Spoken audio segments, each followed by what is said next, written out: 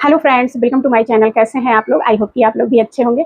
72,825 शिक्षक भर्ती यानी बीए टेट 2011 सुप्रीम कोर्ट से संबंधित डेली कोई ना कोई वीडियो आप लोगों को जरूर देखने को मिलती होगी।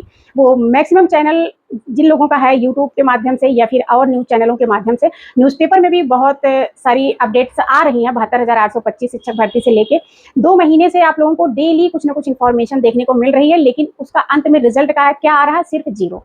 तो यहाँ मैं आप लोगों को बताने वाली हूँ कि इसमें अब बहुत ज़्यादा उम्मीदें नहीं बची हुई हैं, क्योंकि उम्मीदें खत्म होते हुए दिखाई दे रही हैं। और रही बात डेट की, बहुत सारे लोग डेट जानना चाहते हैं कि सुनवाई की नेक्स्ट डेट कब लगी हुई है, क्योंकि 22 अप्रैल डेट लगी थी। तो आप लोग जानते हैं कि सबरीमाला केस के चलते सुनवाई नहीं हुई है।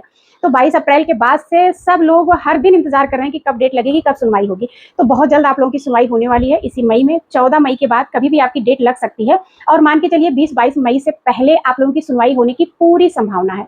बहुत जल्दी आप लोगों को ये देखने को मिलेगा, लिस्टिंग एप्लीकेशन पड़ेगी, फिर उसके बाद डेट लगेगी, फिर मेंशन होगा। और पूरी उम्मीद है कि इस बार भी फिक्स करके डेट लगेगी और टाइम भी फिक्स होगा और आपकी सुनवाई भी जरूर होगी। लेकिन सुनवाई में मैटर फाइनल हो पाएगा कि नहीं हो पाएगा, ये कह पाना अभी बहुत मुश्किल है।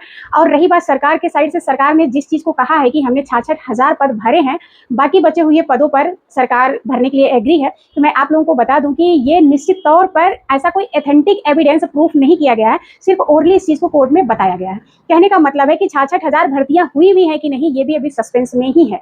और जहां तक मुझे पता चला है कि इसमें 6,177 नहीं, 6,177 नहीं, बल्कि 17,000 प्लस सीटें खाली हैं।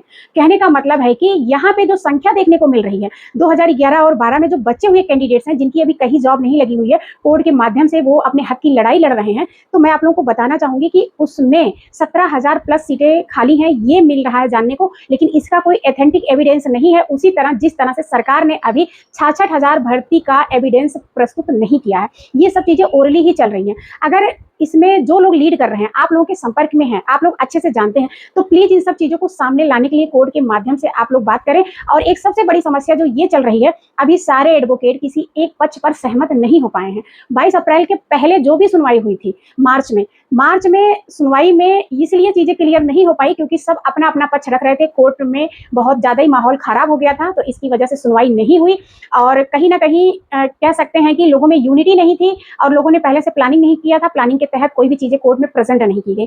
तो इस बार जितने भी लोग जिस भी ग्रुप में हैं, क्योंकि किसी के माध्यम से 200-300 लोगों की रिट पड़ी है, किसी के माध्यम से 1,000 लोगों की पड़ी है, किसी के माध्यम से 2,000-3,000, तो मतलब बहुत सारे ग्रुप इसमें क्रिएट हैं। 300 प्लस रिटे फाइल हैं इस 72,825 की शिक्षक भर्ती में। तो कहने का मतलब है कि जब तक आप लोग यूनिटी नहीं बनाएंगे, किसी एक चीज के लिए नहीं लड़ेंगे, तब तक सहमति नहीं बनेगी। और मैं आप लोगों से रिक्वेस्ट करती हूँ कि अगर आप लोग ऐसे ग्रुपों में इन्वॉल्व हैं, तो जो ग्रुप के मेन लीड करने वाले लोग हैं, उनसे इस चीज पे जरूर बात करिए कि सरकार के साथ, मतलब सरकार से भी वो चीजें कही जाए या अपने माध्यम से, कोर्ट के माध्यम से बात पहुंचाई जाए कि इस 72,825 की शिक्षक भर्ती में कितनी सीटें किस कैटेगरी से भरी गई हैं, कितनी सीटें किस कैटेगरी में थी, और सारी की सारी चीजें कोर्ट में गवर्नमेंट के साइड से प्रेजेंट किया जाए।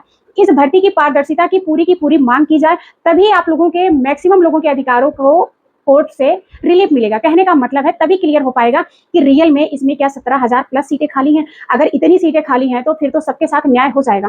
और हाँ, राजस्थान का अभी हाल ही में जो एक जजमेंट आया है 4-5 दिन पहले, उसको लेके जो कुछ भी ग्रुप में चल रहा है, हालांकि पिछले वीडियो में मैंने वो सब आप लोगों के साथ स्क्रीनशॉट शेयर किया है और पढ़ के भी बताया है, बट मैं यहाँ बता देती हूँ कि उस जजमेंट से कंप्लीटली आप इस भर्ती को कोरिलेट नहीं कर सकते, क्योंकि वहाँ का एक जो मेन पॉइंट है वो लोग लेके चल रहे हैं कि वहाँ जो जजमेंट आया है उसमें यह है कि कोर्ट का कहना है कि जो इंसान सो रहा है, अपने अधिकारों के प्रति सजग नहीं है, तो उसको हम घर जाके न्याय थोड़ी ना देंगे। जो अपने अधिकारों के प्रति सजग है, कोर्ट आया है, अपने अधिकारों के लिए लड़ रहा है, उन्हीं को लाभ दिया जाएगा, उन्हीं को उन्हीं का अधिकार मिलेगा। तो उसको यहाँ 72,825 की शिक्षक भर्ती से कोरिलेट किया जा रहा है। तो यहाँ मैं थोड़ा सा आप लोगों को ये बताना चाहूंगी कि 72,825 शिक्षक भर्ती में 3 सरकारें इन्वॉल्व रही। तीनों सरकारें समय समय पे कोर्ट से लड़ी। कहने का मतलब है कि जब अखिलेश जी की सरकार थी तब कोर्ट में मैटर गया, उसके बाद योगी जी की सरकार है तब मैटर कोर्ट में है। तो यहाँ 2-2 बार फॉर्म भरवा लिया जाता है 72,825 शिक्षक भर्ती, क्योंकि 15वें संशोधन के तहत भर्ती निकाली जाती है माननीय अखिलेश यादव सर जी के द्वारा, तो फिर वो भी भर्ती वैध है। जब 2-2 में आपने फॉर्म फिलअप करवा लिया, उसके बाद आपने कहीं मौका नहीं दिया बीए टेट 2011 वालों को शामिल होने के लिए, तो फिर उनका अधिकार क्या और लोगों से या फिर और भर्तियों से अलग नहीं है। और यहाँ मैटर ऐसा है नहीं कि कंप्लीटली क्लोज हो गया था कोर्ट के साइड से या फिर गवर्नमेंट के साइड से। अब यहाँ गलतियां गवर्नमेंट के द्वारा की जा रही है, यानी कि जो इसमें अधिकारी इन्वॉल्व है, जैसा कि आप लोगों ने देखा होगा कि 72,825 शिक्षक भर्ती में जो टीईटी हुआ था, टीईटी में कितने ज्यादा ओएमआर भरे गए थे, यानी कि बाद में ओएमआर पकड़ी गई 42,000 43,000 ओएमआर पकड़ी जाती है। तो टीईटी मेरिट पे भर्ती हो जाती है और सरकार दिखाती है कि हमने 66,000 लोगों की भर्ती कर लिया है। तो क्या ये वैध है? कहने का मतलब है कि जो लोग बाहर हैं उनके भी तो अधिकारों का हनन हो रहा। और रही बात कोर्ट से लड़ाई की, तो कोर्ट की लड़ाई इंसान कब तक लड़े? 1 साल, 2 साल, 3 साल, 4 साल, और ये इतनी लंबी लड़ाई हो गई है कि आज तक कोई भी ऐसी भर्ती नहीं है जिसमें इतने ज्यादा लोग इन्वॉल्व हो और इतनी लंबी लड़ाई चल रही हो और लोगों के हक में फैसला ना आ रहा हो। और यहाँ माननीय जज साहब भी अच्छे से इस चीज को जानते हैं, करोल सर भी इस चीज को बहुत अच्छे से जानते हैं कि यहाँ पे बच्चों की गलतियां नहीं है, बच्चों को बच्चों का अधिकार नहीं मिला, क्योंकि बहुत सारे बच्चे ऐसे हैं, यहाँ तक कि ये कहा जा सकता है कि जिसके भी 83 नंबर प्लस हैं, वो सब इस भर्ती में जॉब पाने का हकदार है। क्योंकि इसका जो भी गलतियां हैं सरकार ने किया, और हर्जाना कौन भर रहा है? जो इसमें पिटिशनर्स हैं या फिर जो कैंडिडेट्स हैं जिन्होंने इसमें फॉर्म भरा है। कहने का मतलब ये है कि इस भर्ती में स्टार्टिंग से लेके आज तक सिर्फ भ्रष्टाचार हुआ है, चाहे कुछ नेताओं के माध्यम से हुआ हो, सरकार के माध्यम से हुआ हो, या फिर कोर्ट में भी यूं कह सकते हैं कि कोर्ट भी खेला जा रहा है, क्योंकि ये मैटर हाई कोर्ट से भी सुलझ सकता था। लेकिन इसमें इतना ज्यादा लोग इन्वॉल्व हो गए, इतनी ज्यादा पार्टियां बन गई, यूनिटी ना होने की वजह से आज यहाँ तक आप लोग दर दर की ठोकरें खा रहे हैं। अगर यूनिटी होती, एक चीज के लिए लड़ा गया होता, निश्चित तौर पर अगर आप लोग 2012 के विज्ञापन और 11 के विज्ञापन पे एक साथ लड़े होते कि ये दोनों की दोनों भर्तियां वैध हैं, क्योंकि दोनों में आवेदन करवाया गया, और जब 2012 में आवेदन करवाया गया है एकेडमिक मेरिट पे, वो भर्ती एकेडमिक मेरिट पे होनी चाहिए, क्योंकि उसका कोरिलेशन 2011 टैग मेरिट से बिल्कुल नहीं है। टैग मेरिट पे जो भर्ती हो रही है वो भी वैध है, जो एकेडमिक पे हो रही है वो भी वैध है। फिर माननीय कोर्ट के माध्यम से 82 और 83 नंबर वालों को जॉब दे दी जाती है, फिर उसके बाद लोग अपना अधिकार मांगने जाते हैं। तो अधिकार तो इंसान तभी मांगने जाएगा ना जब उसको अपने अधिकारों के बारे में पता चलेगा। और यहाँ कॉन्स्टिट्यूशन में ऐसा कोई प्रावधान नहीं है कि आपके साथ है गड़बड़ी हुई है और सरकार कोर्ट में है तो फिर आप भी अलग से आके लड़ो, या फिर आपको पर्सनली अपने लिए अलग से लड़ना। कहने का मतलब है कि जब सरकार लड़ रही थी तो फिर लोगों ने इतना ज्यादा कॉन्सेंट्रेट नहीं किया।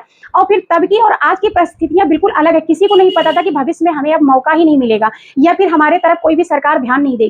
जैसे ही सरकार की बात आती है, चुनाव स्टार्ट होते हैं, सबको उम्मीद होती है कि अब हमारा अधिकार हमें मिलेगा, अब हमारे आसपास या फिर हमसे संबंधित जो भी परेशानियां हैं वो सब दूर हो जाएंगी। लेकिन जैसे ही सत्ता में सरकारें आ जाती हैं, फिर वही सब चीजें होने लगता है। मैं यहाँ पर्टिकुलर किसी पार्टी की बात नहीं कर रही हूँ, मैं सिर्फ इतना कह रही हूँ कि यूपी में 72,825 बीए टेट 2011 भर्ती से संबंधित जितने लोगों के साथ बुरा हुआ है, इतना शायद किसी भी भर्ती में किसी भी पिटिशनर के साथ नहीं हुआ है। यहाँ जो लोग अपने अधिकारों के लिए सजग हैं, क्या उनको भी न्याय मिल गया? और न्याय इतने दिन बाद मिले, 13-14 साल बाद मिले, तो क्या वो न्याय कहलाने लायक है? कहने का मतलब है क्या आपको 14 साल पहले की पेमेंट मिलेगी? मैं कह रही हूँ सबको नहीं मिलता। जो लोग ये कह रहे हैं कि जो कोर्ट में है, जो राजस्थान से संबंधित जजमेंट आया है कि जो कोर्ट में है उन्हीं को लाभ मिलना चाहिए, बिल्कुल ठीक है। अगर उन्हीं को लाभ मिलना चाहिए तो क्या उनको ऐसा लाभ मिल रहा है जब से ये भर्ती स्टार्ट हुई है? नहीं मिल रहा है ना। अब जब आपकी ज्वाइनिंग हो जाएगी उसके बाद से मिलेगी। और यकीन मानिए कि कोर्ट भी अगर ऑर्डर दे देती है ना, तो सरकार उसको कब फॉलो करेगी कुछ अता पता नहीं है। कितने चक्कर आप लगाओगे, यहाँ पर भी क्या क्या चीजें होंगी। क्योंकि काउंसलिंग में बहुत सारे लोगों ने मुझे मैसेज किया और इस चीज को बताया भी है कि वहां पर भी पैसे मांगे गए थे। यानी कि कुल मिला के ये कहा जा सकता है कि हर जगह भ्रष्टाचार इतना ज्यादा फैल चुका है कि जो लोग एबल हैं वो तो कर सकते हैं। मान लीजिए जिसके पास पैसा, उसे लगता है कि हम 2-4-10 लाख रुपए दे देते हैं क्योंकि हमारा भविष्य बन जाएगा। जिसके पास नहीं है वो कहाँ से ले आए, कहाँ से करे, कौन से माँ बाप इतना पैसा रखे? भैया सबकी स्थिति एक जैसी नहीं है।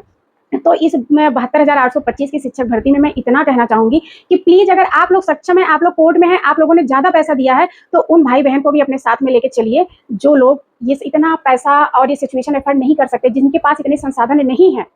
अगर थोड़ी सी भी इंसानियत है तो सबको साथ में लेके चलें। और ये शायद आपको भी अपने लिए संतुष्टि लगेगी। लेकिन कुछ लोगों का कहना, पहले तो रास्ता तो खुल जाने दीजिए, कुछ लोगों का तो हो जाने दीजिए।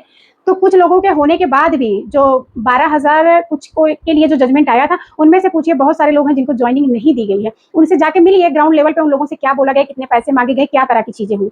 तो यूनिटी में रियली में पावर होता है। अगर यूनिटी में आप कोई काम करते हैं तो निश्चित तौर पर सफल होते हैं। तो हो सके तो यूनिटी में चलिए। बाकी इसमें कोई किसी की बातों को मानने के लिए बाध्य नहीं है।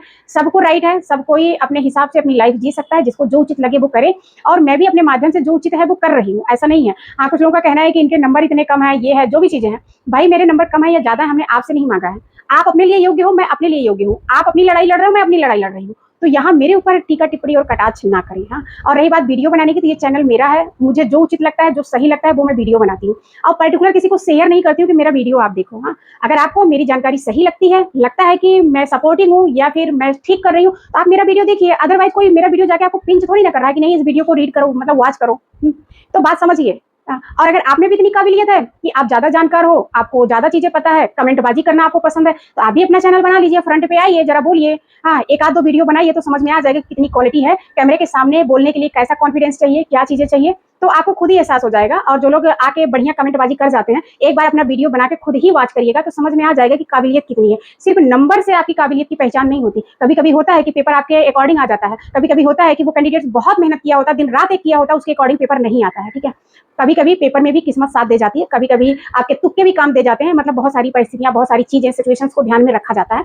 बस आखिरी में ये कहूंगी, किसी के नंबर से किसी की पहचान नहीं कर सकते, किसी का IQ लेवल आप तय नहीं कर सकते। ठीक है, तो फिर मिलूंगी नेक्स्ट वीडियो में नेक्स्ट अपडेट के साथ। तब तक के लिए बाय बाय, टेक केयर।